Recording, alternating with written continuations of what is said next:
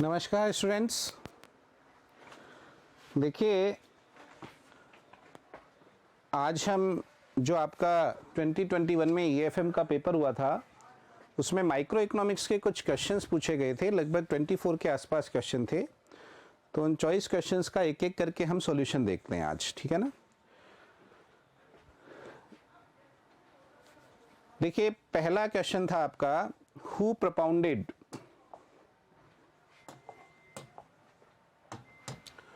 propounded the innovation theory of profit. लाभ का नव प्रवर्तन सिद्धांत किसने प्रतिपादित किया।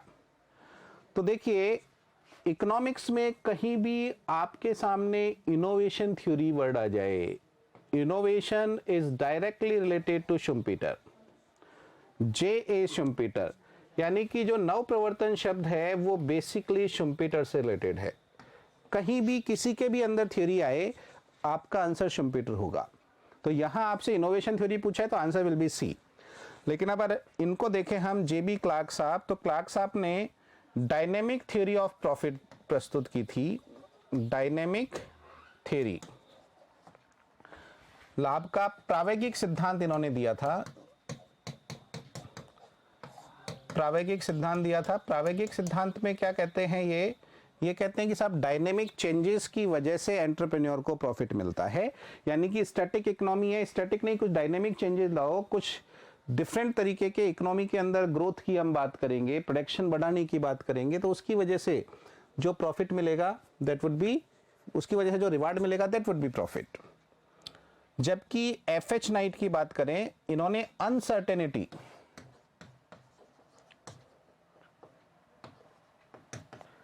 अनसर्टेनिटी थ्योरी ऑफ प्रॉफिट दी थी।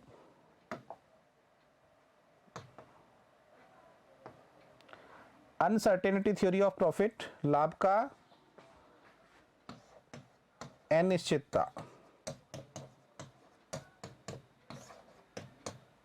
अनिश्चितता वहन सिद्धांत, uncertainty bearing theory of profit. यह सिद्धांत क्या कहता है, यह बड़ा इंपॉर्टेंट है, कई बार कई एग्जाम में पूछा गया है। नाइट साहब ने यह कहा कि साहब जो रिस्क होती है वो दो तरीके की होती है, फोरसीन और अनफोरसीन, यानी कि इंश्योरेबल और नॉन इंश्योरेबल, बीमा योग्य और गैर बीमा योग्य।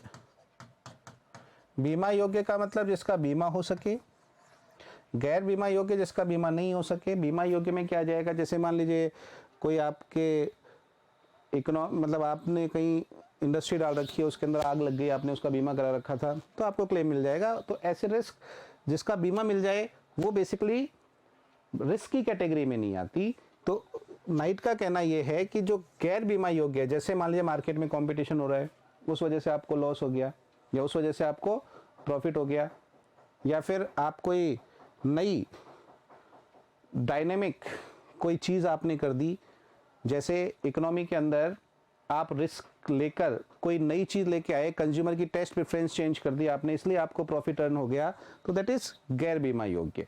लॉस भी हो सकता था, कंज्यूमर को नहीं पसंद आए, तो ऐसी रिस्क जिसका बीमा नहीं हो सके उसके बदले जो रिवार्ड मिलता है दैट इज प्रॉफिट। ये कहना किसका था, ये कहना था नाइट साहब का।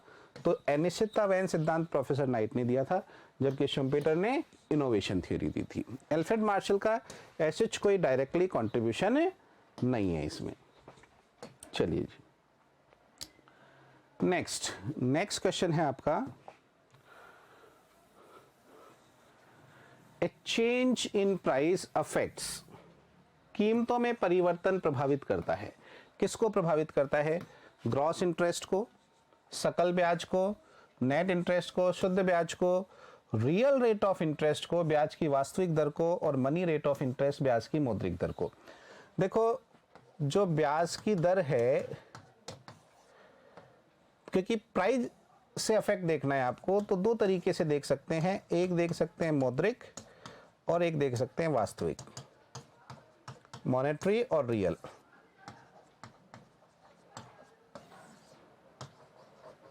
ठीक है। दरअसल मॉनेटरी से जब आप रियल निकालते हैं तो आप क्या करते हैं, इन्फ्लेशन को कम कर देते हैं। या इन्फ्लेशन को एडजस्ट कर देते हैं, आप कह सकते हैं। जैसे मान लीजिए आपने किसी को उधार दिया और उधार देने पर रेट ऑफ इंटरेस्ट 10% थी, तो वो 10% क्या है, मौद्रिक रेट ऑफ इंटरेस्ट। जैसे 100 रुपये उधार दिए आपने और 100 रुपये के वो आपको कितना दे देगा, 110 रुपये, ये आपका क्या हो गया, मौद्रिक। लेकिन इन मीनवाइल अगर इन्फ्लेशन हो गया 2%, मान लीजिए, मतलब चीज़ें 2% महंगी हो गई, तो एक्चुअल में रियल सेंस में जो आपकी रेट ऑफ इंटरेस्ट आएगी इफेक्टिवली दैट वुड बी 8%, 8% आएगी। क्यों? क्योंकि 2% तो महंगाई हो गई ना भाई। 100 के आपको 110 रुपये मिल गए, 10 रुपये ज़्यादा मिल गए, लेकिन 2 रुपये की चीज़ें महंगी हो गई ना, तो एक्चुअल में तो आपको 8 ही मिले ना। मतलब जो परचेसिंग पावर पहले 100 रुपये में था, 100 रुपये में आप जितनी चीज़ें खरीद सकते थे उतनी चीज़ें आप 110 में भी नहीं खरीदने में आएगी। समझ में आ रही बात? क्यों? क्योंकि 2% महंगी हो गई। तो एक्चुअल में जो आपको इंटरेस्ट मिला वो कितना मिला, 8% ही मिला। आई बात समझ में? तो प्राइस की चेंज होने से रियल रेट ऑफ इंटरेस्ट में चेंज आएगी, न कि ग्रॉस और नेट का इससे डायरेक्टली कोई रिलेशन है। तो your answer will be C, ब्याज की वास्तविक दर। नेक्स्ट देखिए, नेक्स्ट क्वेश्चन है आपका, quasi rent concept introduce by. ये बड़ा अच्छा कॉन्सेप्ट है, क्वासी रेंट।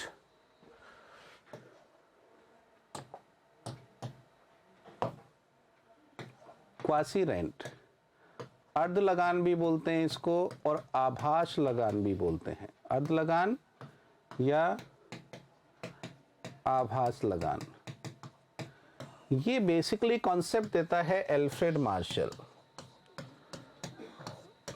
मार्शल इस कॉन्सेप्ट को देता है, इसका रिलेशन शॉर्ट रन से है, अल्पकाल से है। मार्शल क्या कहता है कि शॉर्ट रन के अंदर जब किसी प्रोडक्ट की डिमांड बढ़ जाती है but supply can not be increased, लेकिन सप्लाई नहीं बढ़ाई जा सकती, तो उस केस में जो बढ़ी हुई डिमांड है वो सारी की सारी प्राइस में एडजस्ट होगी और उसकी प्राइस बढ़ जाएगी। तो ये डिमांड बढ़ने की वजह से प्राइस जो बढ़ी, क्योंकि सप्लाई को इंक्रीज नहीं किया जा सका, supply can not be increased, तो इस डिमांड के बढ़ने से जो प्राइस बढ़ी, तो जितनी बढ़ी हुई प्राइस है वही आपका क्या है, रेंट है। और इसी को बोला क्वासी रेंट। क्वासी रेंट का प्रैक्टिकल एग्जांपल ऐसे समझिए, मान लीजिए अभी आपके कॉलेज लेक्चर की वैकेंसी आई हुई है और सब जयपुर के कूच कर चुके सारे स्टूडेंट्स कि सब एग्ज़ाम की प्रिपरेशन करनी है। अब जैसे ही उन्होंने एग्ज़ाम की प्रिपरेशन की तो रहने करने के लिए यहाँ जगह चाहिए, तो आपकी रूम की डिमांड्स बढ़ने लगी। अब रूम की सप्लाई इतनी जल्दी नहीं इंक्रीज़ की जा सकती जितनी जल्दी डिमांड बढ़ रही है। रिज़ल्ट क्या हुआ कि रूम का किराया ज़्यादा हो गया, रेंट हाई हो गया। तो जितना ज़्यादा रेंट हुआ है ना, वही आपका क्या है, क्वासी रेंट। ठीक है, लॉन्ग रन में तो सप्लाई बढ़ा सकते हैं, लेकिन अभी टेम्परेरी हम सप्लाई को इंक्रीज नहीं कर सकते, तो दैट्स योर क्वासी रेंट। ठीक है, अगर इसको मैथमेटिकली हम समझना चाहें तो क्वासी रेंट को हम निकालते हैं, अगर total revenue total variable cost से ज़्यादा है, जितना ज़्यादा है उतना ही आपका क्वासी रेंट हो जाएगा। Average revenue minus average variable cost करके निकाला जा सकता है अगर पर यूनिट निकालना है तो। एवरेज रेवेन्यू को प्राइस भी बोलते हैं, तो प्राइस माइनस एवीसी भी बोला जा सकता है। ठीक है ना? तो देखें हम इसको अगर डायग्रामेटिकली देखें कि क्वासी रेंट कैसे निकाला जाता है, तो अब देखिए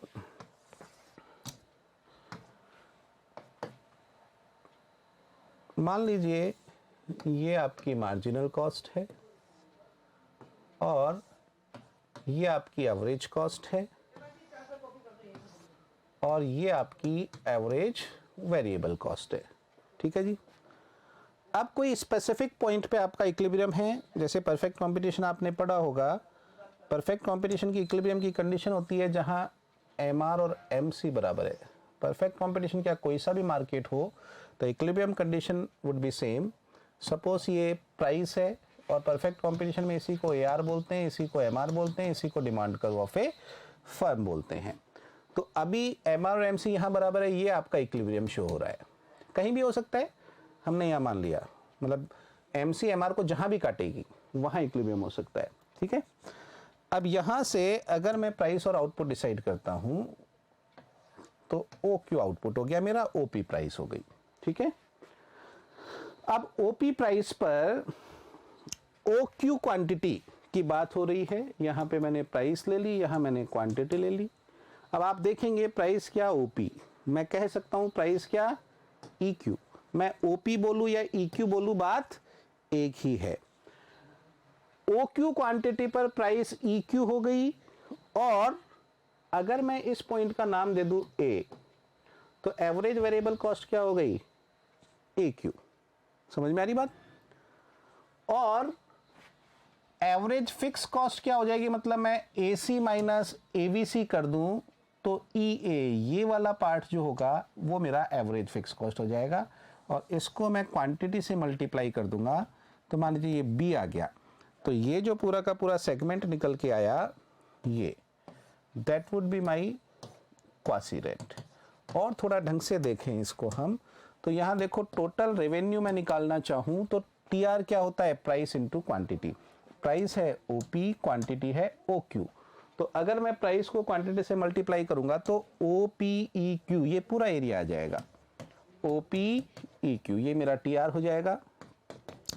अगर मैं TVC निकालना चाहूं तो मेरी AVC क्या है AQ, इस AQ को मैं OQ से मल्टीप्लाई करूं तो मेरी TVC आ जाएगी। तो TVC क्या कहेगी जानते हैं आप, लंबाई इंटू चौड़ाई आयत का क्षेत्रफल होता है, तो दैट इज OBAQ। तो मेरा क्वासी रेंट क्या हो जाएगा OPEQ माइनस OBAQ, यानी कि BPEA, ये वाला जो एरिया है that area would be my quasi rent. ये जो मैंने रेड कलर से किया है that would be my quasi rent, ये मेरा क्वासी रेंट हो जाएगा। क्लियर, चलिए जी। तो यहां पे तो सिंपली ये पूछा है कि क्वासी रेंट का कॉन्सेप्ट किसने दिया, तो your answer will be Marshall, ठीक है जी। नेक्स्ट क्वेश्चन है, who considered political economy as an inquiry into the nature and causes of wealth of nation. देखो, an inquiry into the nature and causes of wealth of nation, ये Adam Smith की book है जो कि 1776 में publish हुई थी, ठीक है। एडम स्मिथ की पुस्तक है जो कि 1776 में पब्लिश हुई थी, और एडम स्मिथ बेसिकली किस पे जोर देते हैं, वो कहते हैं कि अर्थशास्त्र धन का विज्ञान है, economics is the science of wealth, यानी कि किसी भी ह्यूमन बॉडी का अल्टीमेट ऑब्जेक्ट केवल पैसा कमाना होता है, ये पैसे के आगे पीछे पूरी इकोनॉमिक्स घूमती है। तो यहाँ आपका आंसर क्या हो जाएगा, एडम स्मिथ। और पता होना चाहिए Adam Smith is also known as father of economics, अर्थशास्त्र का जनक भी कहते हैं, अर्थशास्त्र का जनक, ठीक है। आपसे पूछे फादर ऑफ इकोनॉमिक्स, आपसे पूछे फादर ऑफ मॉडर्न इकोनॉमिक्स, आपसे पूछे फादर ऑफ माइक्रो इकोनॉमिक्स, सब में आंसर क्या आएगा, एडम स्मिथ, ठीक है जी। चलिए, वैसे देखो इसकी हिंदी ट्रांसलेशन करेंगे, करना नहीं चाहिए क्योंकि ये बुक का टाइटल है inquiry into the nature and causes of wealth of nation, but फिर भी गूगल में ट्रांसलेट करोगे तो ऐसे लिखा हुआ है राष्ट्र में धन की प्रकृति और कारणों की जांच, ठीक है ना। चलिए नेक्स्ट क्वेश्चन है, स्टेट वेदर इकोनॉमिक्स इज, बताइए अर्थशास्त्र है positive science only, neither positive nor normative science, सिर्फ यथार्थ विज्ञान है या ना तो यथार्थ मूलक ना ही आदर्श मूलक, ए science but not a arts, विज्ञान पर कला नहीं, ए science but not an art on who usage economics and for what purpose, एक विज्ञान या कला होना निर्भर करता है कि अर्थशास्त्र का उपयोग कौन और किस उद्देश्य से उद्देश्य के लिए करता है। देखो इकोनॉमिक्स जो है, आपकी जो अर्थशास्त्र है,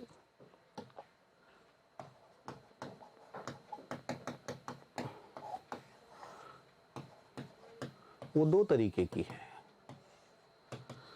साइंस भी है और आर्ट्स भी है, ठीक है ना, ये पता होना चाहिए आपको। ये जो साइंस है ये भी दो तरीके की है, एक पॉजिटिव और एक नॉर्मेटिव। पॉजिटिव को आप सकारात्मक भी बोल सकते हैं, या जो ये लिख रखा था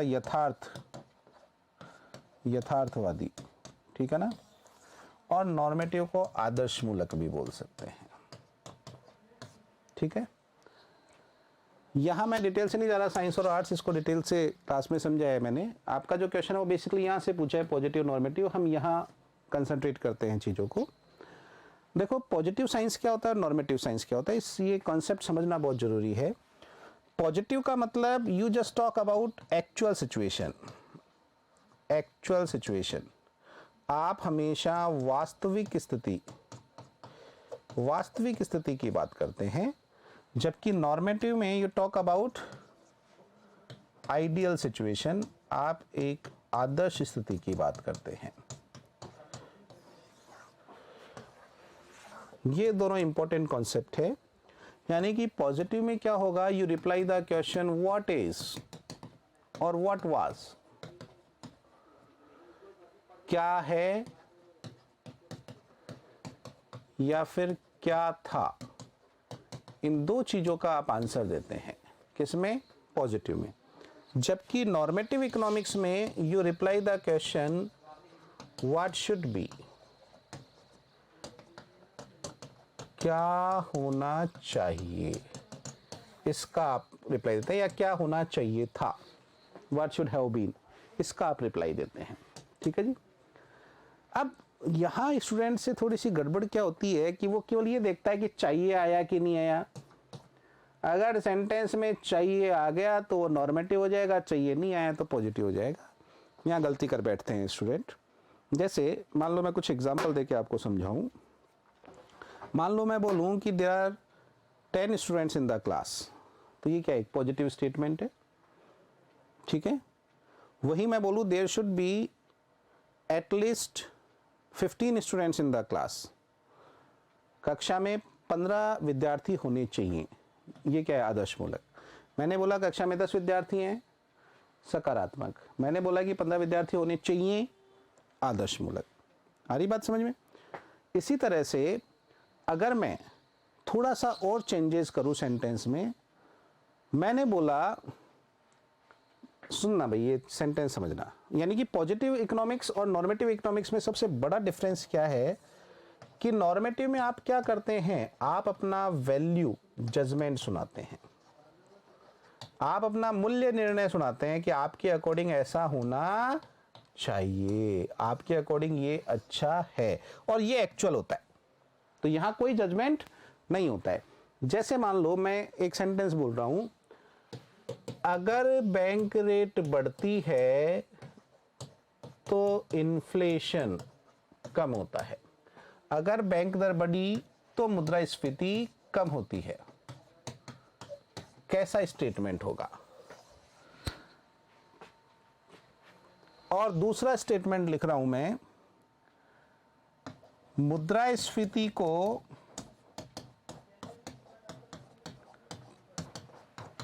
कम करने के लिए बैंक दर को बढ़ाना एक अच्छा तरीका है।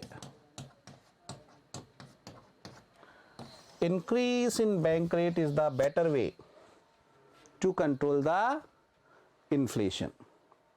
दो सेंटेंस है। अब यहां आपको एक पल के लिए ढूंढ के बताना है कि कौन सा पॉजिटिव है कौन सा नॉर्मेटिव है। तो देखो ये सेंटेंस क्या होगा, पॉजिटिव, सकारात्मक, यथार्थवादी। कैसे पता लगाया क्या मैं ऐसे बोल सकता हूं क्या कि बैंक रेट बढ़ने पर इन्फ्लेशन बढ़ जाएगा? Is there any option? नहीं है ना ऑप्शन। क्या मैं बोल सकता हूं कि बैंक रेट बढ़ने पर इन्फ्लेशन कांस्टेंट रहेगा? नहीं बोल सकता। मेरे पास केवल और केवल एक ऑप्शन है कि बैंक रेट बढ़ेगी तो इन्फ्लेशन कम होगा, होगा ही होगा, इसके अलावा कोई दूसरा सेंटेंस नहीं बोल सकता। जब ऑप्शन नहीं है तो इसका मतलब ये एक्चुअल सिचुएशन है, बोलना आपको यही पड़ेगा कि अगर बैंक रेट बढ़ती है तो इन्फ्लेशन कम होगा। समझ में आई बात? तो ये वास्तविक स्थिति हो गई। अब अगर इसको देखें तो स्टूडेंट जनरली ये करता है, अरे भाई चाहिए तो आया नहीं, चाहिए नहीं आया, इसका मतलब ये पॉजिटिव की तरफ चला जाएगा, जबकि ऐसा नहीं है। ये सेंटेंस आपका क्या हो गया? नॉर्मेटिव। नॉर्मेटिव क्यों हो गया? आदर्श मूलक क्यों हो गया? क्योंकि ये कह रहा है कि मुद्रास्फीति को कम करने के लिए बैंक दर को बढ़ाना एक अच्छा तरीका है।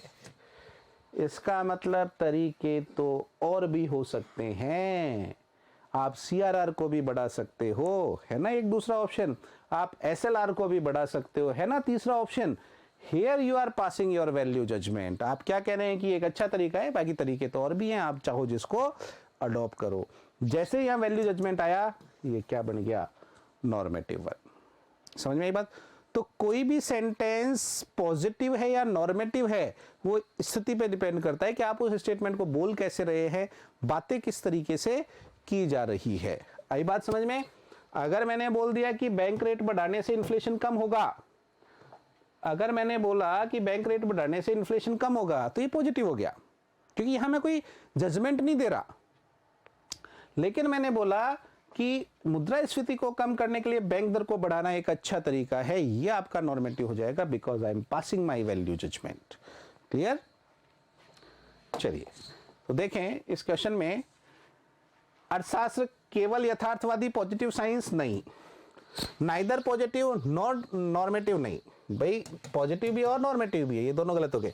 साइंस बट नॉट आर्ट नहीं, साइंस भी और आर्ट भी है, दोनों है। Science but not an art on who uses economics and for what purpose. विज्ञान या कला होना निर्भर करता है।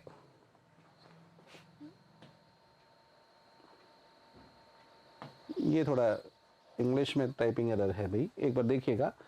विज्ञान या कला होना निर्भर करता है कि अर्थशास्त्र का उपयोग कौन किस उद्देश्य के लिए करता है। ए साइंस और an art on who usage economics and for what purpose. ठीक है ना? ए साइंस और आर्ट्स डिपेंड्स ऑन ऐसे हो जाएगा, on who usage economics and for what purpose. तो विज्ञान भी है, कला भी है, डिपेंड किस पे करेगा कि आप उसका उपयोग किस उद्देश्य के लिए कर रहे हो। तो your answer will B D आपका आंसर हो जाएगा। चलिए जी नेक्स्ट क्वेश्चन देखते हैं।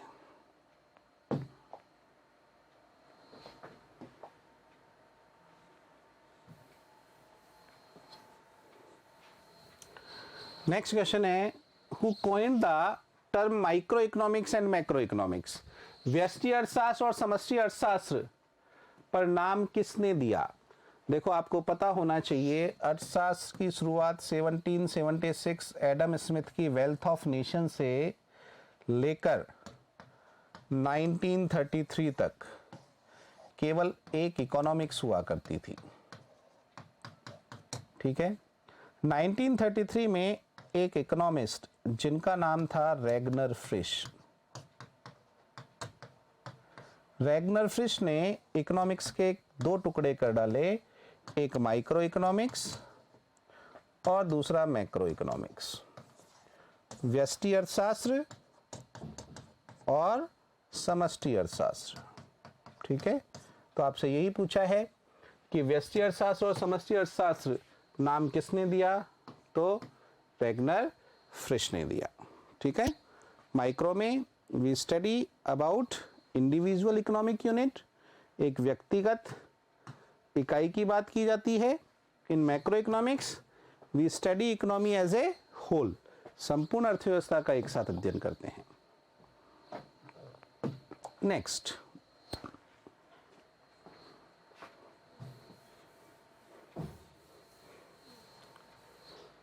माइक्रो इकोनॉमिक्स यूजेस, व्यष्टि अर्थशास्त्र प्रयोग करती है स्लाइसिंग, डब, खंड विधि,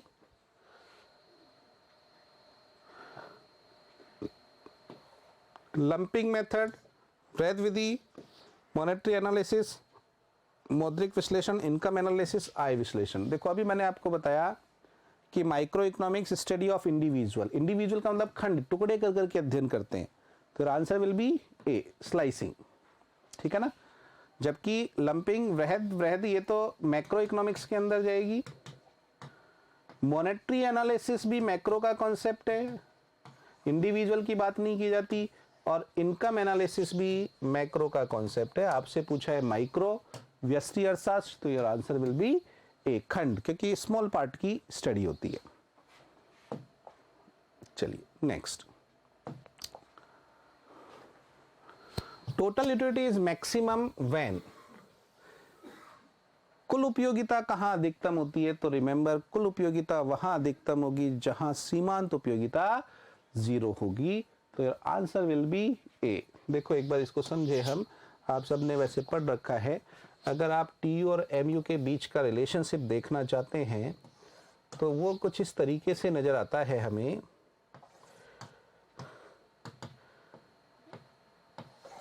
मान लीजिए ये आपका टोटल यूटिलिटी कर्व है। अगर मैं इस एक्सेस पे टीयू ले लूँ, इस एक्सेस पे एमयू ले लूँ, यहाँ मेरी क्वांटिटी है एक्स प्रोडक्ट की, ठीक है ना।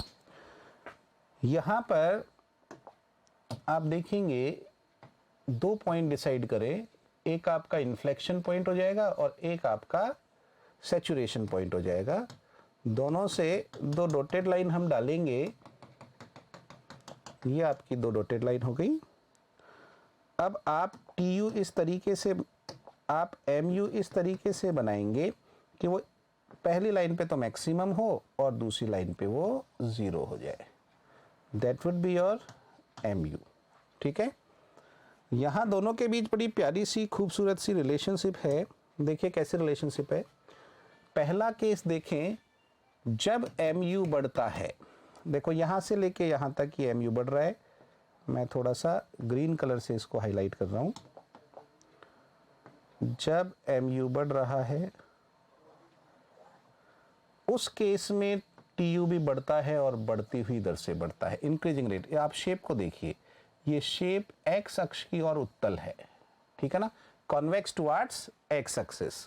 तो जब एमयू बढ़ता है तो टीयू भी बढ़ता है, लेकिन बढ़ती दर से, ठीक है। फिर जैसे ही आपका एमयू मैक्सिमम हुआ, ये देखिए यहां ये मैक्सिमम हो गया, तो ये जो पॉइंट आएगा ये होगा, इसको बोलते हैं हम point of inflection. Point of inflection, नति परिवर्तन बिंदु बोलते हैं हिंदी में। अगर आपका एमयू मैक्सिमम है तो आपका जो ये टीयू होगा ये होगा नति परिवर्तन बिंदु पर, एट इन्फ्लेक्शन पॉइंट, ठीक है जी। उसके बाद देखिए, इसको देखिएगा गौर से। जब एमयू गिर रहा है, ये आपका एमयू गिर रहा है लेकिन पॉजिटिव बना हुआ है, यहां तक पॉजिटिव है आपका एमयू, गिर तो रहा है but still it is positive, तब भी आपका टीयू बढ़ रहा है, ये देखिए। लेकिन इसकी शेप थोड़ी चेंज हो गई। आप देखिए गौर से देखिएगा इसकी शेप को, इसकी शेप ऐसी हो गई। इसको क्या बोलेंगे, कॉन्वेक्स टुवर्ड्स वाई एक्सिस और concave towards x axis. X अक्ष की ओर अवतल हो गया, वाई अक्ष की ओर उत्तल हो गया। यानी कि तीसरा केस हमने लिया कि अगर आपकी एमयू गिर रही है लेकिन पॉजिटिव बनी हुई है, नेगेटिव में नहीं गई, तब भी टीयू आपका बढ़ता है लेकिन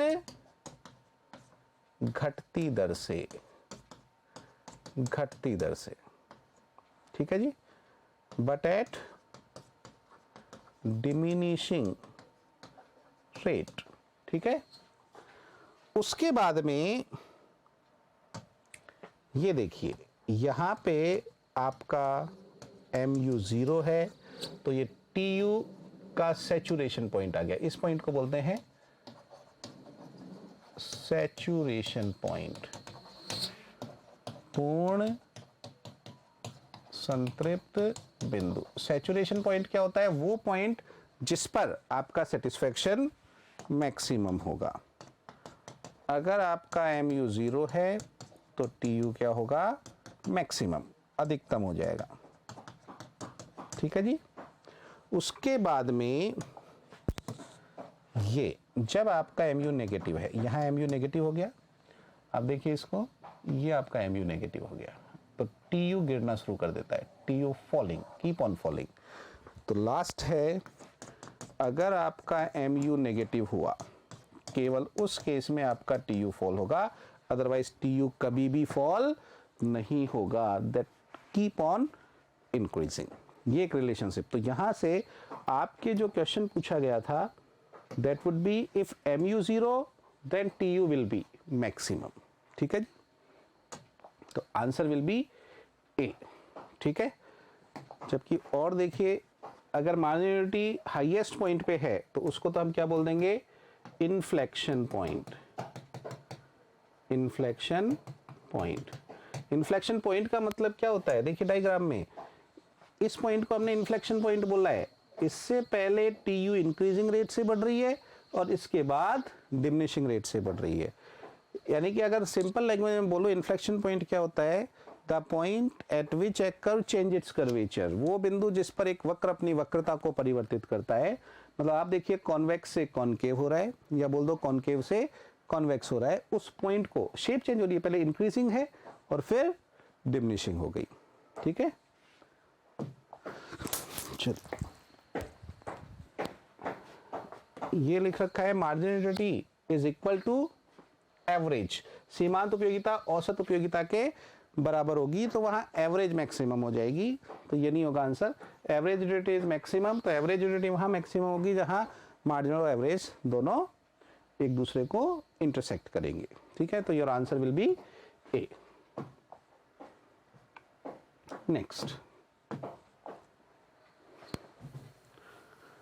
क्वेश्चन कहता है, the second glass of water gives lesser satisfaction to a thirsty person. This is the law of। एक प्यासे व्यक्ति को पानी का दूसरा गिलास कम संतुष्टि देता है, यह नियम है। यह किसका नियम है? आपने पढ़ा है, law of diminishing marginal utility, घटती सीमांत उपयोगिता नियम या हास्य सीमांत उपयोगिता नियम। लॉ ऑफ डिमिनिशिंग मार्जिनलिटी क्या कहता है कि हर एक एडिशनल यूनिट पहले वाले यूनिट के कंपैरिजन में कम सेटिस्फैक्शन डिराइव करता है। The each additional unit derives less satisfaction than the previous one and other things remain constant, यदि बाकी सब चीजें स्थिर रहे, और इसी को बोलते हैं लॉ ऑफ डिमिनिशिंग मार्जिनलिटी। मतलब जैसे जैसे आप एडिशनल को कंज्यूम कर रहे हैं तो उस एडिशनल यूनिट से मिलने वाला सेटिस्फैक्शन कंटिन्यूअसली कम होता जाएगा, ठीक है ना। जबकि लॉ ऑफ डिमांड क्या बोलता है?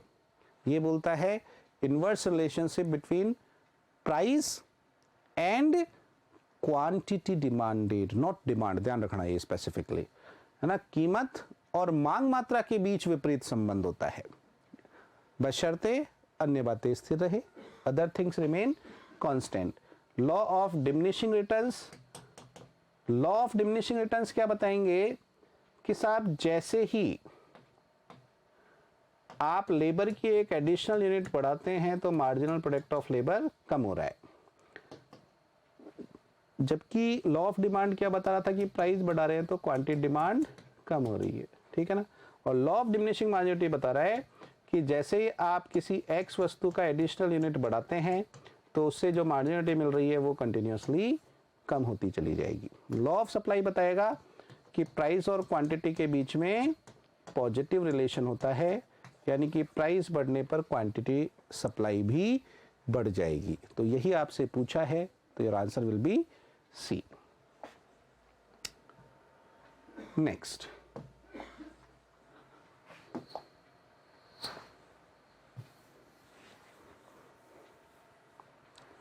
नेक्स्ट क्वेश्चन है आपका, in economics the indifference curve analysis was evolve by, अर्थशास्त्र में उदासीनता वक्र विश्लेषण प्रतिपादित किया गया था, किसके द्वारा प्रतिपादित किया गया था?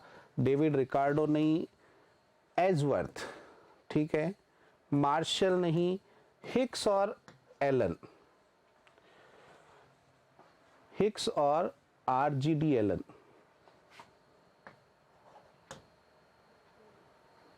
जे.आर. हिक्स और आरजीडी एलन। वैसे देखो कॉन्सेप्ट एजवर्थ से ही शुरू हो जाता है, एफ वाई एजवर्थ, ठीक है ना, एफ वाई एजवर्थ से स्टार्ट हो जाता है, लेकिन जो इसको मेन डेवलप करता है वो कौन करता है? जे.आर. हिक्स और RGD Allen. Hicks Allen approach भी कहते हैं।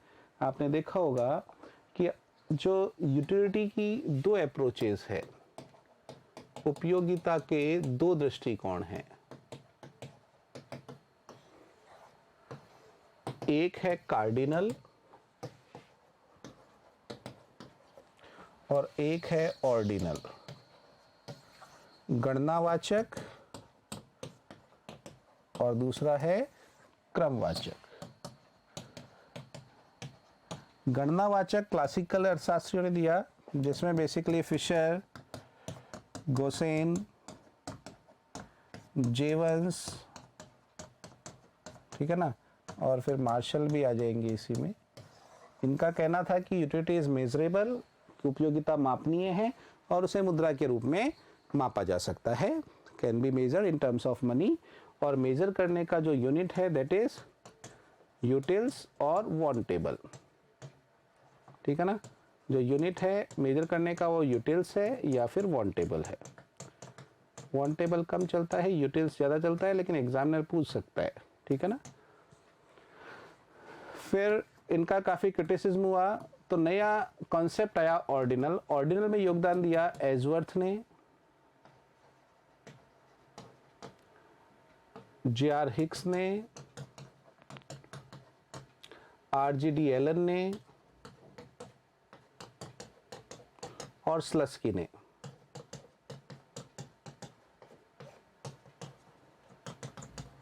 ठीक है ना। जो मेजर कंट्रीब्यूशन है वो हिक्स और एलन का है, इसलिए इसको हिक्स एलन अप्रोच भी कहते हैं, ठीक है ना। तो आपसे यही पूछा है बेसिकली, ये थ्योरी क्या कहती है? ये थ्योरी कहती है, मतलब ये अप्रोच कहती है कि यूटिलिटी मेजरेबल नहीं है, बट इट इज कंपेरेबल। ये तुलनीय है, मापा नहीं जा सकता, कंपैरिजन किया जा सकता है। तो आपसे यही पूछा है उदासीनता वक्र विश्लेषण। तो देखो बेसिकली इसमें जो हम स्टडी करते हैं ना, हम केवल टीयू और एमयू के बारे में पढ़ते हैं। Law of diminishing marginal utility, law of equi marginal utility, ये सारे इस कार्डिनल अप्रोच में पढ़ा जाते हैं। और ऑर्डिनल अप्रोच में we study about indifference curve, उदासीनता वक्रों का अध्ययन करते हैं, ठीक है। हालांकि आप जब लास्ट में देखेंगे, मैंने पढ़ाया अभी आपको कि दोनों अप्रोचेस अल्टीमेटली सेम कंक्लूजन पे पहुंचती है, ठीक है ना। बट थोड़ा सा क्या है, ऑर्डिनल ने चीज़ों को प्रेजेंट दूसरे तरीके से कर दिया। इन्हें इवन कईयों ने तो क्रिटिसाइज किया है कि ऑर्डिनल अप्रोच ने कोई नया काम नहीं किया, बट वही ओल्ड वाइन इन न्यू बोतल, मतलब पुरानी शराब को नई बोतल में पेश कर दिया उन्होंने। नेक्स्ट क्वेश्चन, नेक्स्ट क्वेश्चन है, in case of inferior goods the income elasticity of demand, घटिया वस्तु के संबंध में मांग की आय लोच क्या होगी? Answer will B negative. ये आपको पता होना चाहिए, ये बहुत डिटेल से मैंने क्लास में समझाया है आपको फ्लो डायग्राम बना के, कि elasticity of demand, basically elasticity of demand से रिलेशन पूछा ना, उसी का फ्लो चार्ट बना देते हैं। देखो मांग की लोच, इलास्टिसिटी ऑफ डिमांड की बात कर रहे हैं। तीन तरह की, price elasticity, income elasticity and cross elasticity, ठीक है ना। ईपी को बोलते हैं कीमत लोच, ईआई को आई लोच, और ईएक्सवाई को मैं तिरछी लोच की तरह ट्रीट करता हूं। तो ये तीन तरीके की, तिरछी या आड़ी भी बोल सकते हैं आप, यहां देखिए जो प्राइस इलास्टिसिटी है, कीमत लोच है, वो आपकी दो तरीके की हो सकती है, आइदर नेगेटिव, मैं डायरेक्ट नेगेटिव ही लिख दूं, नेगेटिव भी हो सकती है, पॉजिटिव भी हो सकती है। Income elasticity may be negative और it may be positive. Cross elasticity it may be either negative और पॉजिटिव।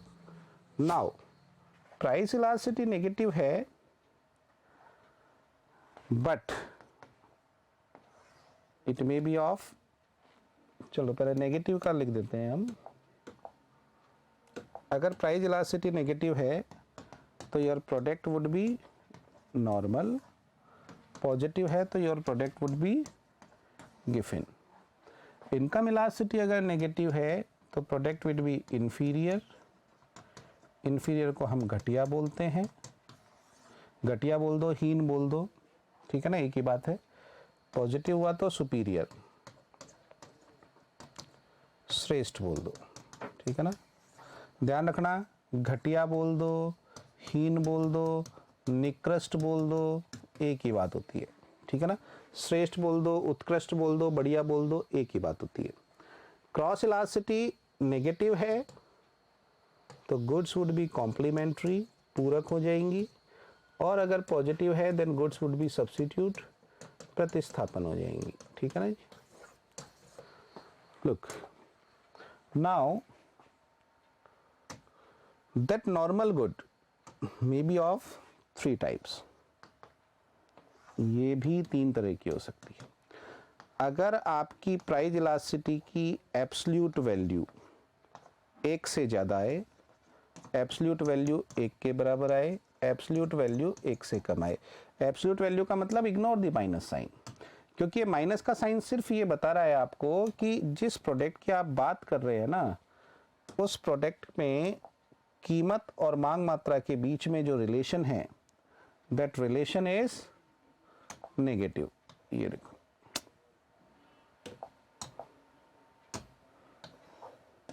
ये माइनस, ठीक है, नेगेटिव रिलेशन है, तो इसलिए मैंने एब्सोल्यूट लिया, क्योंकि न्यूमेरिकल वैल्यू जैसे माइनस के 2 आ गई तो वो ग्रेटर देन 1 हो गया, ठीक है ना। हालांकि माइनस 1 से कम है, लेकिन मैंने एब्सोल्यूट लिया है, मॉड्यूलस लगाया है, इसका मतलब इग्नोर द माइनस साइन। तो आपका प्रोडक्ट लग्जरी हो जाएगा, वस्तु आपकी विलासिता की हो जाएगी। 1 के बराबर है तो आपका प्रोडक्ट कंफर्ट हो जाएगा, आरामदायक हो जाएगा।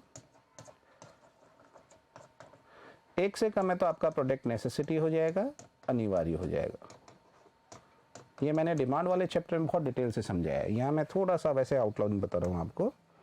इसी तरह से अगर इनकम इलास्टिसिटी पॉजिटिव है तो it may be of 3 types, इसमें एब्सोल्यूट की जरूरत नहीं है, पॉजिटिव ले रहे हैं, ग्रेटर देन 1 भी हो सकती है, इक्वल्स टू 1 भी हो सकती है, और लेस देन 1 भी हो सकती है। अगर ग्रेटर देन 1 हो गई तो प्रोडक्ट लग्जरी हो जाता है, आपका विलासिता की हो जाती है वस्तु। इक्वल टू 1 होती है तो कंफर्ट हो जाती है, आरामदायक हो जाती है, और लेस देन 1 होता है तो नेसेसिटी हो जाती है, अनिवार्य हो जाती है। बहुत डिटेल से इनको हमने क्लास में किया है, ये एक फ्लो चार्ट वैसे मैंने आपको समझाया है यहाँ पे, ठीक है।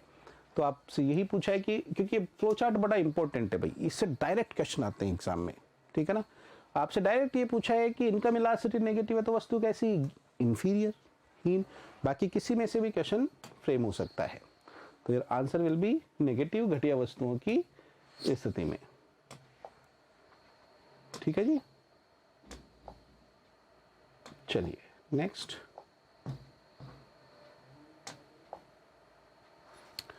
Question, when elasticity of demand is high then marginal revenue is, ठीक है। जब मांग की लोच ऊंची है तो सीमांत आगम बोल दो, सीमांत राजस्व बोल दो, वो क्या होगा। देखो भाई, आपको पता होना चाहिए कि इलास्टिसिटी और एमआर के बीच में क्या रिलेशन है।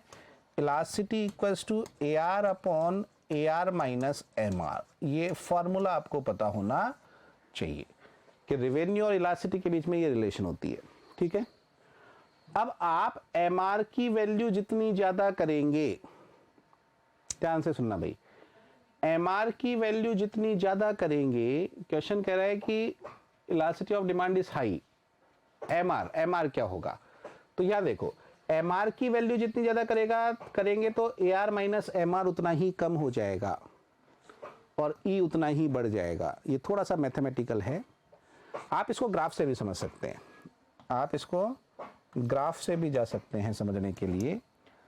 ये आपका एआर होता है और एमआर का स्लोप एआर के स्लोप का डबल होता है, ये आपका एमआर है।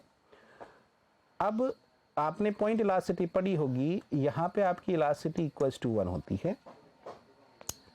अगर मैं इस पॉइंट से नीचे जाता हूं, इधर जाता हूं तो मेरी इलास्टिसिटी लेस देन 1 हो जाती है, इधर जाता हूं तो ग्रेटर देन 1 हो जाती है, यहां पे मेरी इलास्टिसिटी इन्फिनिटी होती है और यहां पे मेरी इलास्टिसिटी 0 हो जाती है। ठीक है ना जी भाई। अब क्वेश्चन ये पूछा है कि एमआर, ये आपका एमआर है, दैट्स योर एमआर, ये आपका एआर है।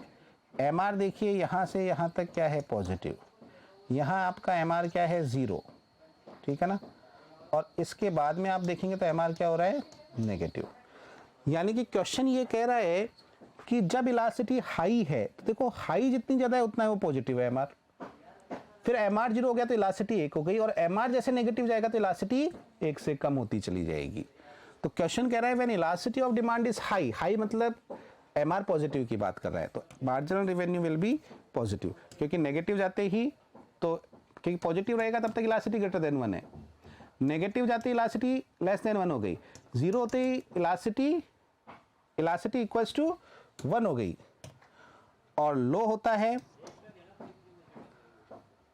तो लो रहेगा, जितना लो रहेगा मतलब आप ये देखिए पॉजिटिव से नेगेटिव की ओर जाएगा उतना इलास्टिसिटी कम होती चली जाएगी। ठीक है ना, तो यहां पे आपका आंसर होगा ए, पॉजिटिव। मैथमेटिकली भी समझ सकते हो इस चीज को, क्योंकि ये एमआर जितना कम होगा ना तो एआर माइनस एमआर उतना ही ज्यादा होगा, और ये ज्यादा होगा तो अंश में हर का भाग दे रहे और हर ज्यादा है तो ये वैल्यू कम हो जाएगी।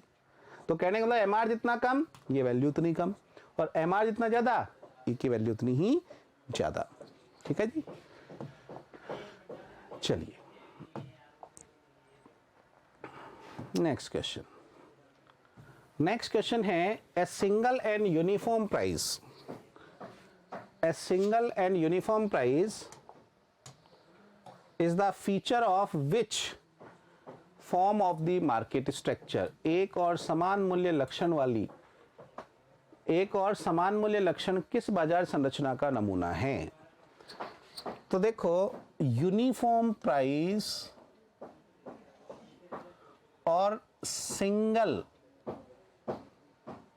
ये केवल और केवल परफेक्ट कंपटीशन में देखने को मिलता है। मोनोपोली के अंदर फर्म का डिमांड कर्व नेगेटिव स्लोप होता है। यूनिफॉर्म प्राइस जरूरी नहीं है कि वो चार्ज करे, प्राइस डिस्क्रिमिनेशन भी कर सकता है, वो किसी से कम किसी से ज्यादा प्राइस भी चार्ज कर सकता है। मोनोपोलिस्टिक कंपटीशन में भी फर्म का डिमांड कर्व नेगेटिव स्लोप होता है, लेकिन थोड़ा मोर इलास्टिक होता है। यहां प्राइस के बारे में साइलेंट हैं कि एक जैसी प्राइस चार्ज करेगा क्या, क्योंकि यहां प्रोडक्ट होमोजीनियस नहीं होंगे, डिफरेंशिएटेड होंगे। तो जब डिफरेंशिएटेड होंगे तो कुछ ना कुछ डिजाइन, पैकिंग और इनके वजह से प्रोडक्ट की प्राइस अलग चार्ज हो जाएगी। ओलिगोपोली में भी ये जरूरी नहीं है कि प्राइस एक जैसी हो, लेकिन हाँ परफेक्ट कंपटीशन में हमेशा प्राइस एक जैसी होगी, क्योंकि फर्म का डिमांड कर्व जो कि एआर कर्व होता है वो पैरेलल टू एक्स एक्सिस होता है और यही प्राइस होती है। प्राइस और फर्म का एआर कर्व एक ही चीज है, ये एक्स एक्सिस के समानांतर है। ठीक है जी, तो यहां पे आपका आंसर क्या हो जाएगा, perfect competition. Next, demand will have greater influence on price in, अच्छा क्वेश्चन है, demand will have greater influence on price, मांग का कीमत पर प्रभाव पड़ता है। आप देखो वैसे तो डिमांड और सप्लाई दोनों का इफेक्ट प्राइस पर पड़ता है। डिमांड का प्राइस के साथ जो रिलेशन रहेगा वो आपका पॉजिटिव रहता है, और सप्लाई का प्राइस के साथ जो रिलेशन होगा वो आपका नेगेटिव रहेगा। पॉजिटिव का मतलब डिमांड बढ़ती है तो प्राइस बढ़ जाती है, डिमांड कम होती है तो प्राइस कम हो जाती है। इस नेगेटिव का मतलब क्या हुआ कि अगर सप्लाई बढ़ी तो प्राइस कम हो जाएगी, चीज़ें सस्ती मिलने लगेगी। सप्लाई कम रही तो प्राइस बढ़ जाएगी, मतलब चीज़ें महंगी मिलने लगेगी। ठीक है ना, पढ़ा होगा आपने, डायग्राम बना के भी समझे होंगे कि ये आपकी डिमांड है, ये आपकी सप्लाई है, ये आपका इक्विलिब्रियम पॉइंट है, ये प्राइस रही। ठीक है, अब अगर डिमांड बढ़ी, ये लो ये डिमांड बढ़ा दी तो महंगी हो गई चीज़ें, प्राइस बढ़ गई, तो डिमांड के बढ़ने पर प्राइस बढ़ जाती है। वहीं अगर डिमांड कम हो जाती, ये लो, तो प्राइस कम हो जाती। डिमांड कम होती तो प्राइस कम हो जाती, यानी कि डिमांड के कम होने पर प्राइस कम हो जाती है। ऐसे ही इफेक्ट आपने सप्लाई का भी देखा होगा। मान लो ये आपकी डिमांड, ये आपकी सप्लाई। ठीक है जी, अगर सप्लाई बढ़ गई तो सप्लाई करो S1 हो जाएगा। S1 अब प्राइस क्या हो जाएगी, P1 हो जाएगी। पहले प्राइस क्या चल रही थी, पहले प्राइस P चल रही, तो कम हो गई ना प्राइस सप्लाई बढ़ने पर, तो सप्लाई बढ़ी तो प्राइस कम हो गई।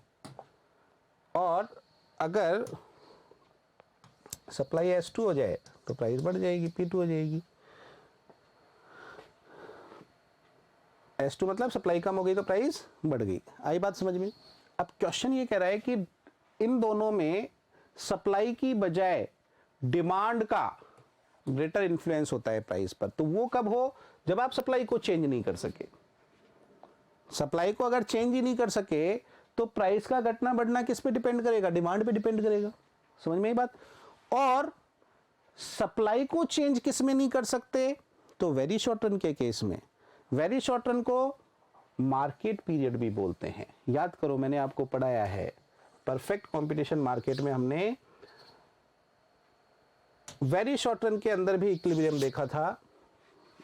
जब हमने परफेक्ट कंपटीशन मार्केट पढ़ा तब हमने देखा था वेरी शॉर्ट रन के अंदर इक्विलिब्रियम, शॉर्ट रन के अंदर इक्विलिब्रियम और लॉन्ग रन के अंदर इक्विलिब्रियम।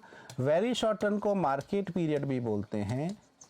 मार्केट पीरियड को इसने मार्केट आवर लिख दिया तो उससे कोई फर्क नहीं पड़ता, बाजार अवधि भी या बाजार घंटे भी बोलते हैं।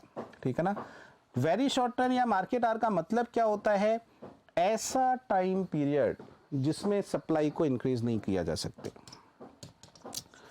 ऐसी समयावधि जिसमें पूर्ति को नहीं बढ़ाया जा सके, the period of time in which supply can not be increased, उसको बोलते हैं मार्केट टाइम पीरियड। ठीक है ना। और जब सप्लाई को बढ़ा नहीं सकते, अब देखो अलग अलग प्रोडक्ट के लिए अलग अलग हो सकता है, इसको आप ऐसे नहीं डिफाइन कर सकते कि कुछ मिनट, कुछ सेकंड, कुछ घंटे। कईयों के लिए एक साल वेरी शॉर्ट रन होता है, तो कईयों के लिए कुछ घंटे वेरी शॉर्ट रन होते हैं। जैसे आप गेहूं की बात करें तो गेहूं वही मार्च के आसपास तैयार होकर आता है मार्केट में, मार्च अप्रैल में उसकी सप्लाई हो गई, उतनी हो गई, फिर वापस गेहूं कब आएगा, वही नेक्स्ट ईयर मार्च अप्रैल में, तो पूरा एक साल वेरी शॉर्ट रन हो गया। अब उसकी जो प्राइस है ना, वो सप्लाई तो फिक्स हो गई ना, मार्च अप्रैल में फिक्स हो गई, अब सप्लाई कब आएगी, नेक्स्ट ईयर मार्च अप्रैल में। तो इन मीनवाइल गेहूं की प्राइस कम या ज्यादा होगी, वो किस पे डिपेंड कर रही है, डिमांड पे डिपेंड कर रही है कि डिमांड कैसी रहती है। समझ में आई बात। ऐसे ही फल फ्रूट सब्जियों के लिए कुछ महीने वेरी शॉर्ट रन हो जाते हैं। दूध की बात करें, पशु सुबह दूध देता है, शाम को दूध देता है, तो जो बीच का कुछ घंटे का टाइम पीरियड है वो वेरी शॉर्ट रन हो जाता है।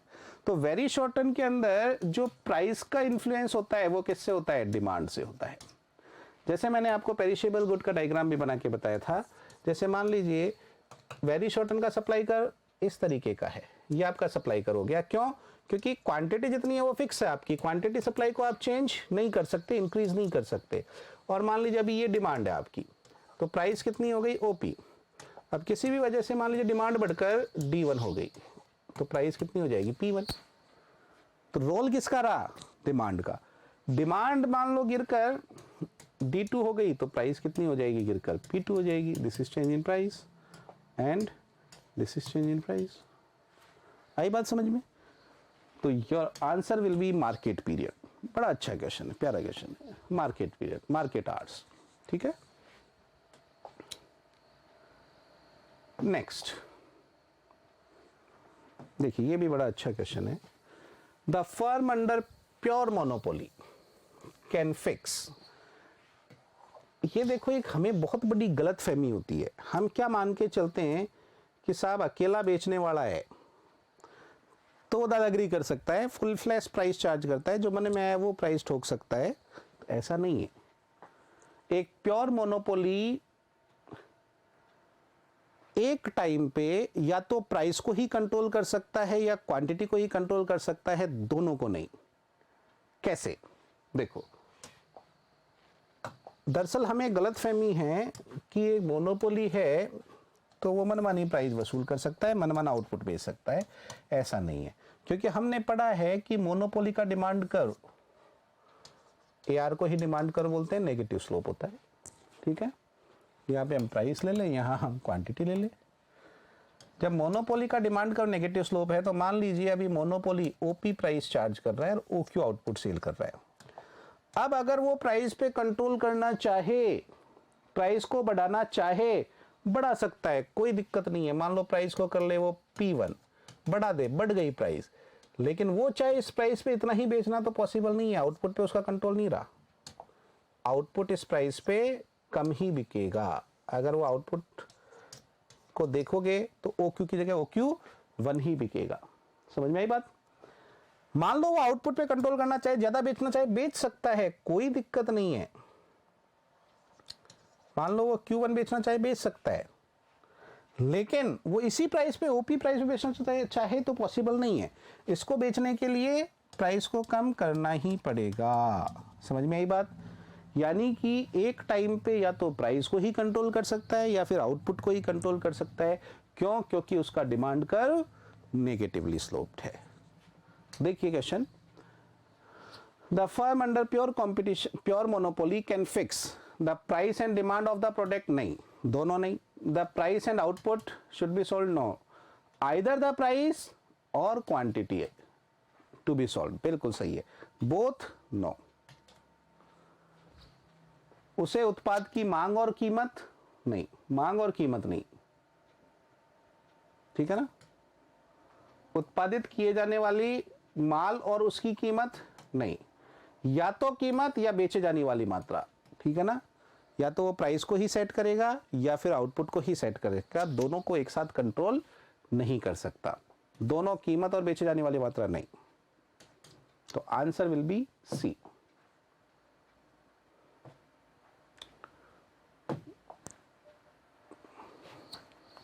नेक्स्ट, निम्न में से कौन सी विक्रय लागत है? सेलिंग कॉस्ट के बारे में पूछ लिया आपसे।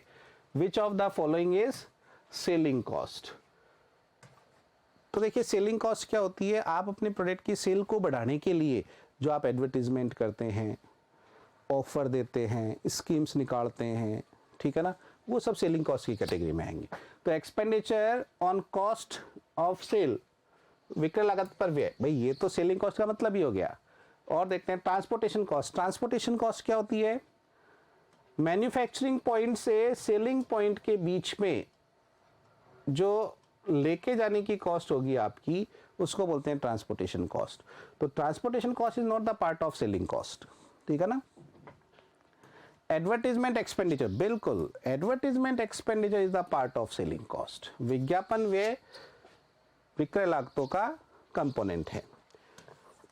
Wages paid to the workers, काम करने वाले मजदूरों को भुगतान, तो ये सेलिंग कॉस्ट का पार्ट नहीं है, ये तो आपकी वेरिएबल कॉस्ट है। जो भी आप मजदूर काम कर रहे हैं उनको पेमेंट करते हो। तो आंसर सी हो जाएगा। नेक्स्ट क्वेश्चन है उत्पादन फलन, production function refer to the relationship between. उत्पादन फलन किसके बीच संबंध को बताता है? तो देखो, मैंने बहुत ढंग से पढ़ाया है आपको। Production function shows the relationship between physical inputs and physical output. हमने पढ़ा है उत्पादन फलन उत्पादन और उत्पादन को प्रभावित करने वाले कारकों के बीच भौतिक और गणितीय संबंध को बताता है। भौतिक और गणितीय संबंध का मतलब क्या है? देखो, जैसे फैक्टर्स ऑफ प्रोडक्शन की बात करूं, मान लीजिए लैंड, लेबर, कैपिटल, एंटरप्रेन्योर और management, there are 5 factors of production. L मैंने लिखा है श्रम के लिए या भूमि के लिए, किसी भी एक के लिए कर दो, क्योंकि दोनों को एल से नहीं लिख सकते। एक को श्रम लिख दिया, एक को भूमि लिख दिया। एक को मैंने पूंजी लिख दिया, एक को एंटरप्रेन्योर साहसी लिख दिया, और एक को मैनेजमेंट प्रबंध लिख दिया। ठीक है ना। तो there are 5 factors of production, earlier they used to be 4, इन दोनों को मिलाकर ऑर्गेनाइजेशन बोला जाता था, लेकिन अभी 5 फैक्टर्स ऑफ प्रोडक्शन है। हमने कहा कि उत्पादन फलन, उत्पादन के साधनों, ये सारे फैक्टर्स ऑफ प्रोडक्शन हैं। फैक्टर्स ऑफ प्रोडक्शन और ये जो आउटपुट है, इनके बीच फिजिकल रिलेशनशिप को बताएगा, टेक्निकल रिलेशनशिप को बताएगा। इसका मतलब क्या है कि पूरे प्रोडक्शन में we talk about physical quantity of output and physical quantity of inputs, not about their monetary value. यानी कि पूरे उत्पादन फलन में हम बात करेंगे कि 100 यूनिट का उत्पादन, 200 यूनिट का उत्पादन, 5 किलो का उत्पादन, 5000 किलो का उत्पादन, न कि 2 लाख का उत्पादन, 5 लाख का उत्पादन, 10 लाख का उत्पादन। यानी कि हम मॉनेटरी वैल्यू की बात नहीं करते, हम केवल और केवल किसकी बात करते हैं? फिजिकल क्वांटिटी की बात।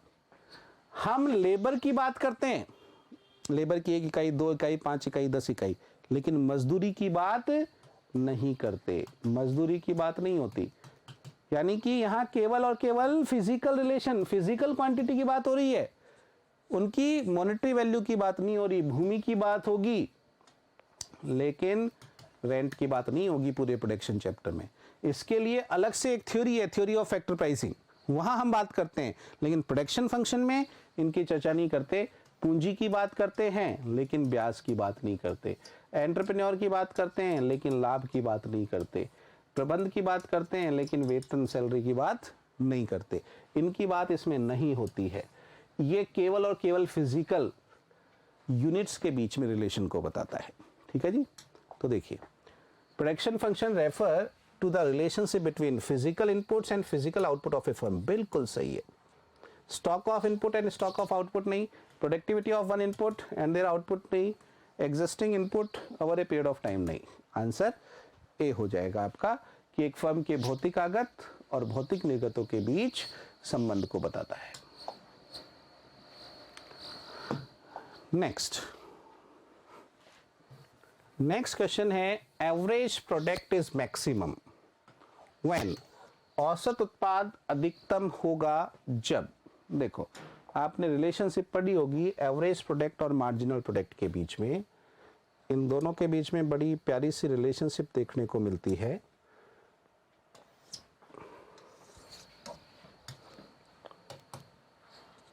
अगर मैं यहाँ पे एवरेज प्रोडक्ट ऑफ लेबर और मार्जिनल प्रोडक्ट ऑफ लेबर ले लूँ और यहाँ पे यूनिट्स ऑफ लेबर ले लूँ, तो ये मेरा होता है एवरेज प्रोडक्ट ऑफ लेबर, ये इसका मैक्सिमम है, और यहीं से ये मेरा ये मैक्सिमम पॉइंट है, ये मेरा निकल के आता है मार्जिनल प्रोडक्ट ऑफ लेबर। तो आपने रिलेशनशिप पढ़ी है इन दोनों के बीच में। यहाँ से यहाँ तक देखो, लेबर अगर OL1 तक जाता है तो इससे पहले तक हम देखेंगे तो आपका marginal product of labour average product of labour से ज़्यादा है। यानी कि मैं बोलूँ, जब आपका एवरेज प्रोडक्ट ऑफ लेबर बढ़ रहा है तो उस केस में मार्जिनल एवरेज से ज़्यादा है। ठीक है ना। मैं लैंग्वेज में लिखूं तो अगर एवरेज प्रोडक्ट ऑफ लेबर बढ़ रहा है तो average product of labour is less than marginal product of labour. दूसरा केस पढ़ा होगा आपने कि अगर आपका average product of labour maximum है तो उस केस में APL और MPL दोनों बराबर हो जाएंगे। ये आपका मैक्सिमम है, यहाँ पे APL बराबर MPL हो गया आपका। ठीक है। यानी कि मैं इसको ऐसे भी बोल सकता हूँ, ये एक शाश्वत सत्य है कि मार्जिनल हमेशा एवरेज को एवरेज के मैक्सिमम पे काटेगा, है ना। मतलब मार्जिनल प्रोडक्ट एवरेज प्रोडक्ट को हमेशा एवरेज प्रोडक्ट के मैक्सिमम पॉइंट पे काटेगा। ठीक है ना जी। और इसके आगे तीसरा केस लें, अगर आपका एवरेज प्रोडक्ट ऑफ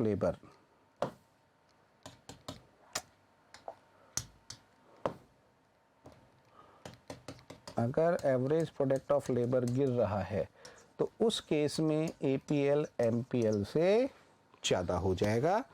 डायग्राम में देखो, ये आपका एवरेज प्रोडक्ट ऑफ लेबर गिर रहा है तो आपका मार्जिनल कम रहा एवरेज से और एवरेज ज़्यादा हो गया। ठीक है जी। तो क्वेश्चन है average product is maximum when MP is lower than AP,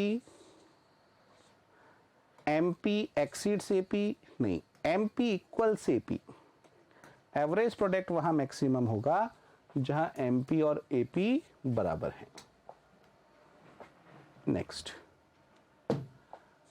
concept of returns to scale refers to, पता होना चाहिए, बड़ा इजी क्वेश्चन है। लॉन्ग रन आपको पता है, मैंने समझा है डिटेल से। लॉ ऑफ प्रोडक्शन की बात करूं मैं, उत्पादन के नियम की बात करूं मैं, तो मैंने समझाया है उत्पादन के नियम दो तरीके के, एक का रिलेशन शॉर्ट रन से है और एक का रिलेशन लॉन्ग रन से है, अल्पकाल से और दीर्घकाल से।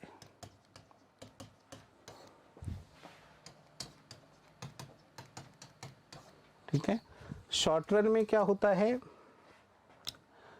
लॉ ऑफ रिटर्न्स की बात की जाती है, प्रतिफल के नियम। और जो लॉन्ग रन है उसमें रिटर्न्स टू स्केल की बात की जाती है, पैमाने के प्रतिफल की बात की जाती है। ठीक है जी।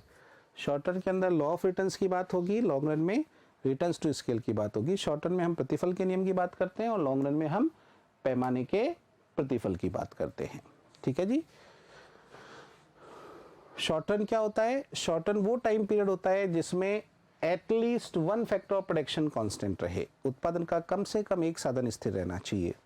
जबकि लॉन्ग रन क्या होता है, period of time in which all factors of production are variable, जिसमें उत्पादन के सभी साधन परिवर्तनशील होते हैं, मतलब एक भी स्थिर नहीं होता। चलिए नेक्स्ट,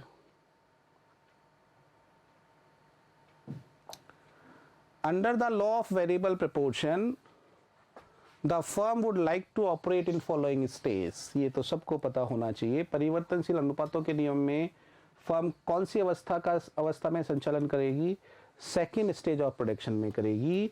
क्यों करेगी, क्योंकि सेकेंड स्टेज में मार्जिनल प्रोडक्ट ऑफ लेबर भी पॉजिटिव रहता है और मार्जिनल प्रोडक्ट ऑफ कैपिटल भी पॉजिटिव रहता है।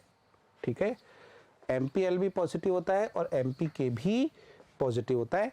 जबकि आप फर्स्ट में देखेंगे तो इन दोनों में से एक फैक्टर का मार्जिनल प्रोडक्ट नेगेटिव हो जाएगा और थर्ड में देखेंगे तो दूसरे का नेगेटिव हो जाएगा।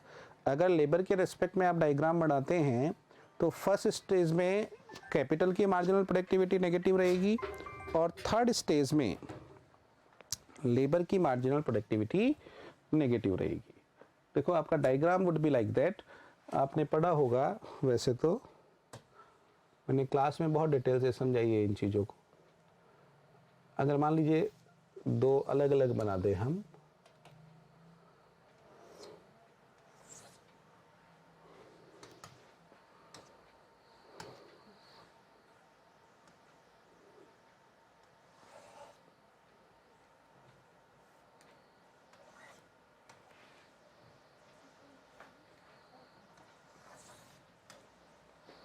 मान लीजिए ये आपका टोटल प्रोडक्ट है। ठीक है, यहाँ पे ये TP मैक्सिमम है, यहाँ पे ये इन्फ्लेक्शन पॉइंट है, यहाँ से दो डॉटेड लाइन आपने डाली। ठीक है, मार्जिनल प्रोडक्ट ऑफ लेबर हम बना दें तो यहाँ मैक्सिमम हो गया और वो यहाँ 0 हो गया। ठीक है, यहाँ पे आप लेबर ले ले, इधर से इधर मूव कर रहे हैं तो लेबर, आप इधर से इधर मूव कर रहे हैं तो, ठीक है ना। और यहाँ पे टोटल प्रोडक्ट ले ले, यहाँ average product of labour and marginal product of labour ले ले। ठीक है जी, अब ये आपका मार्जिनल प्रोडक्ट ऑफ लेबर हो गया, एवरेज प्रोडक्ट ऑफ लेबर भी बना देते हैं। ये एवरेज प्रोडक्ट ऑफ लेबर का मैक्सिमम पॉइंट होगा, ये आपका एवरेज प्रोडक्ट ऑफ लेबर बन गया। ठीक है जी, जहाँ एवरेज और मार्जिनल एक दूसरे को काट रहे हैं, remember that would be your first stage, first stage of labour, first stage of labour. और ये हो जाएगी आपकी सेकेंड स्टेज ऑफ लेबर और इसके बाद ये हो जाएगी आपकी थर्ड स्टेज ऑफ लेबर। तो थर्ड स्टेज में आप देखेंगे कि लेबर का मार्जिनल प्रोडक्ट क्या चला गया, नेगेटिव में चला गया, ये नेगेटिव में चला गया, ठीक है। वही हम कैपिटल का डायग्राम बनाना चाहें इसमें, तो कैपिटल का डायग्राम इस तरीके से होगा, ये आपका मार्जिनल प्रोडक्ट ऑफ कैपिटल होगा, ये नेगेटिव हो गया, ठीक है ना। ये टोटल प्रोडक्ट ऑफ कैपिटल हो जाएगा अगर आप इधर से इधर देख रहे हैं, सॉरी इधर से इधर देख रहे हैं, तो यूँ देख रहे हैं, तो जबकि आप यूँ देख रहे थे तब तो एवरेज प्रोडक्ट था, ठीक है। और इधर से इधर देखेंगे तो टोटल प्रोडक्ट ऑफ कैपिटल हो जाएगा। और ये आपने इधर से इधर देखा था तो मार्जिनल प्रोडक्ट ऑफ लेबर था, और इसी चीज़ को अगर यूँ देखेंगे तो that would B total product of capital. Diagram हो सकता है कि आपको थोड़ा सा कॉम्प्लिकेटेड लग रहा हो, क्योंकि जहाँ एम पी के 0 है वहाँ टी पी मैक्सिमम हो गया, टी पी के, तो यहाँ एम पी के नेगेटिव हो गई और यहाँ एम पी एल नेगेटिव हो गया। तो केवल ये केस है जहाँ पे एम पी एल भी पॉजिटिव है और एम पी के भी पॉजिटिव है, यानी कि ये जो है आपकी स्टेज, ये वाली स्टेज हो गई third stage of labour, third stage of capital, और ये हो गई आपकी सेकेंड स्टेज ऑफ कैपिटल, और ये हो गई आपकी फर्स्ट स्टेज ऑफ कैपिटल। थोड़ा सा एडवांस डायग्राम है, बट आपको केवल याद रखना है कि फर्स्ट स्टेज में कैपिटल की मार्जिनल प्रोडक्टिविटी नेगेटिव हो गई और थर्ड स्टेज में लेबर की मार्जिनल प्रोडक्टिविटी नेगेटिव हो गई, तो केवल सेकंड स्टेज बचती है जिसमें लेबर और कैपिटल दोनों की मार्जिनल प्रोडक्टिविटी पॉजिटिव है, इसलिए हमेशा सेकंड स्टेज में करेगा वो, ठीक है जी। फिर answer will be B. Next question, सीमांत लागत का विचार निम्न में से निकटता से संबंधित है। Variable cost, marginal cost is related two variable cost, क्योंकि आपने फार्मूला पढ़ा होगा, मैंने पढ़ा है, मार्जिनल कॉस्ट क्या होती है, change in total cost upon change in quantity, और you can say change in total variable cost upon change in quantity. क्यों? क्योंकि फिक्स कॉस्ट तो हमेशा फिक्स रहनी है, कोई लेना देना नहीं है मार्जिनल कॉस्ट का फिक्स के साथ। तो आप चेंज इन टोटल कॉस्ट कर दें या change in total variable cost कर दें, चेंज वही रहना है जो वेरिएबल में रहेगा, तो फिक्स कॉस्ट से इसका कोई लेना देना नहीं है। तो marginal cost is closely related with variable cost. Answer will B ए।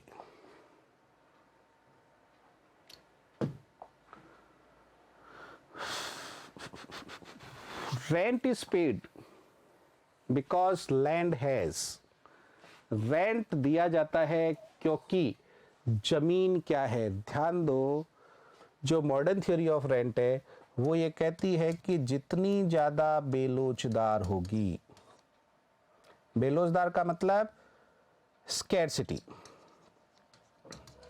बेलोचदार पूर्ति, स्कैरसिटी का मतलब ही क्या होता है, बेलोचदार पूर्ति। जितनी ज्यादा बेलोचदार पूर्ति होगी उस पे लगान उतना ही अधिक होगा, यानी कि इलास्टिसिटी ऑफ सप्लाई जितनी ज्यादा होगी लगान उतना कम हो जाएगा, और जितनी इनइलास्टिक होगी सप्लाई उतना ही ज्यादा होगा। तो rent is paid because land has perfect elasticity, नहीं, परफेक्टली इनइलास्टिक सप्लाई। हाँ, आप बोल सकते हो पूर्णतः बेलोचदार पे सबसे ज्यादा मिल जाएगा, ठीक है ना, और लोचदार पूर्ति, अति लोचदार पूर्ति। तो जमीन क्या है, पूर्णतः बेलोचदार पूर्ति में। क्यों? क्योंकि लैंड की सप्लाई को आप इंक्रीज नहीं कर सकते, बेलोचदार है। वैसे आप देखेंगे तो एक इंडिविजुअल के पॉइंट ऑफ व्यू से लैंड का सप्लाई कर पॉजिटिव होता है, भाई आप पैसे खर्च करो, जितनी चाहो उतनी जमीन खरीद लो, लेकिन पूरी इकोनॉमी के लिए लैंड का सप्लाई कर परफेक्टली इनइलास्टिक होगा, आप उसको चेंज नहीं कर सकते, इनइलास्टिक है, इसीलिए आपको रेंट देना पड़ता है। याद करो, जो रेंट है, मेनली दो थ्योरीज पढ़ी है हमने,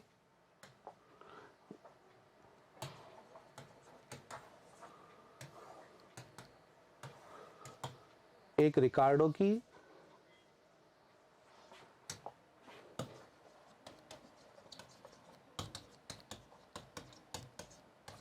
और एक मॉडर्न आधुनिक। रिकार्डो तो क्या कहता था कि रेंट केवल लैंड पे राइज होता है, मॉडर्न कहते थे कि केवल लैंड पे ही नहीं बल्कि हर एक फैक्टर्स ऑफ प्रोडक्शन पे राइज होता है, केवल लैंड पे ही नहीं बल्कि उत्पादन के सभी साधनों पर रेंट राइज होगा।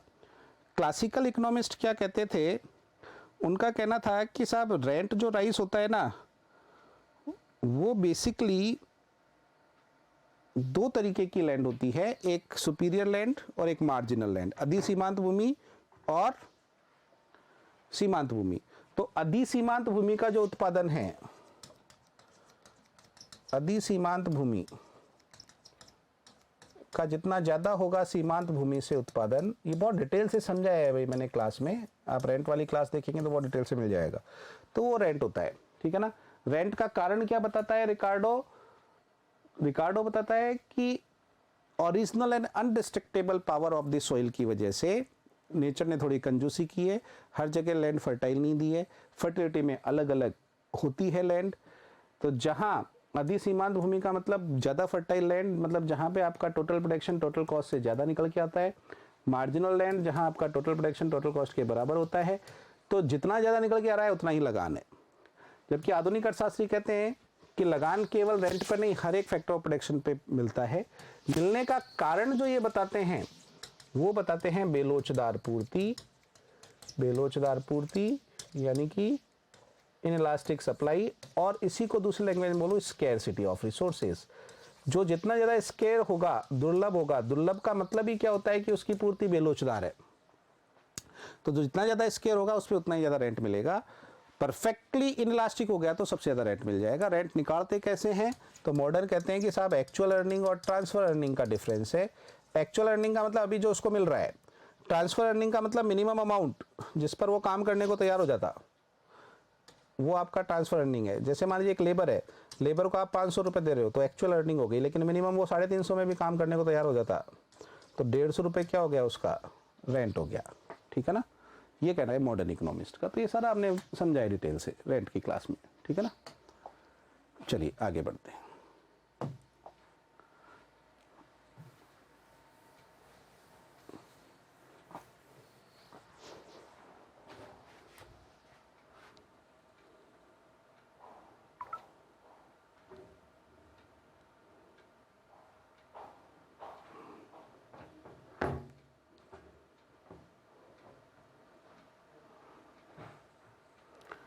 चलिए देखिए नेक्स्ट क्वेश्चन देखते हैं हम।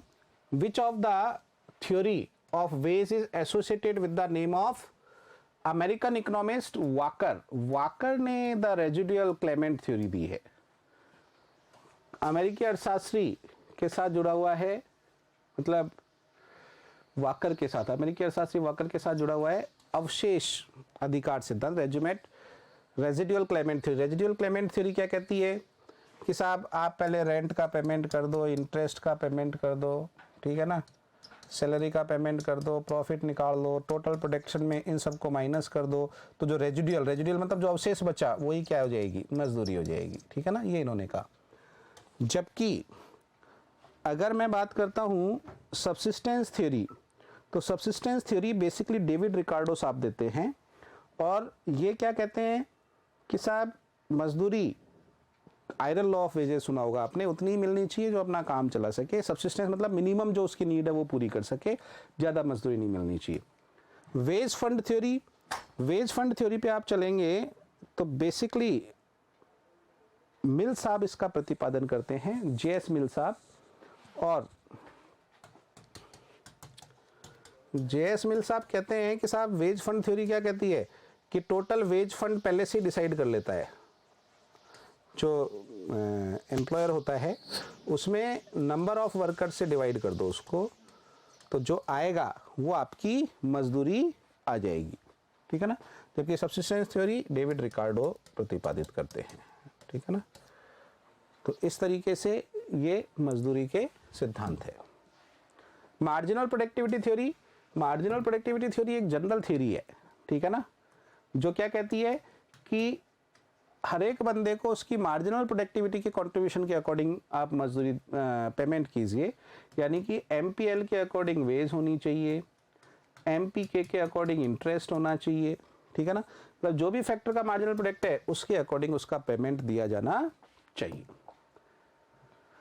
चलिए थैंक्स, ये आपके जो 2021 में क्वेश्चंस आए उनका हमने सॉल्यूशन किया। नेक्स्ट वीडियो में अगले टॉपिक के क्वेश्चंस लेके आएंगे। ठीक है, चलिए, थैंक यू।